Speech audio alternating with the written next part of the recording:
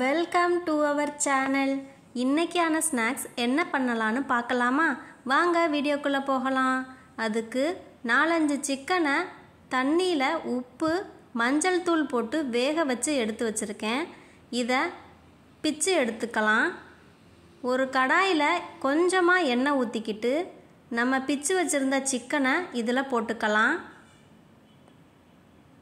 கொஞ்சமாக கொத்தமல்லி, மிளகாய்த்தூள் கொஞ்சம் போட்டு வதக்கி விட்டுக்கணும். ஒரு 5 மினிட்ஸ் இப்படி வதக்கினா போதுமானது. அதுக்கப்புறம் அடுப்பை ஆஃப் பண்ணி இதை இறக்கி ஆற வச்சிடலாம். ஒரு 2 பிரெட் எடுத்து மிக்சியில் அரைச்சி பிரெட் கிரம்ஸ் ரெடி பண்ணிடலாம். இப்போது கோட்டிங்க்காக மைதா மாவு 1 டம்ளர் எடுத்து அதில் உப்பு போட்டு கொஞ்சம் கொஞ்சமாக தண்ணி சேர்த்து கலக்கி எடுத்து வச்சுருக்கேன். ஏற்கனவே ரெடி பண்ணி வச்சுருந்த சிக்கனில் சீஸை துருவி சேர்த்து நல்லா பிசைஞ்சு எடுத்துக்கலாம்.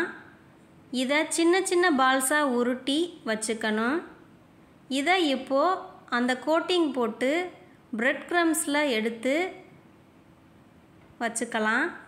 இப்படியே ஒவ்வொரு பால்ஸாக செஞ்சு எல்லா பால்ஸையும் எடுத்து வச்சுக்கலாம். ஒரு கடாயில் எண்ணெய் ஊற்றி ஒவ்வொரு பால்ஸாக போட்டு எடுத்துக்கணும். இது மாதிரி நீங்களும் உங்கள் குழந்தைகளுக்கு செஞ்சு கொடுங்க. வீட்டிலேயே சிக்கன் பால்ஸ் ரெடி ஆயிரும்.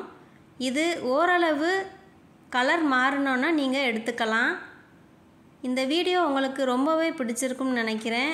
பிடிச்சிருந்தால் லைக் பண்ணுங்கள், ஷேர் பண்ணுங்கள், கமெண்ட் பண்ணுங்கள். தேங்க்யூ ஃபார் வாட்சிங்.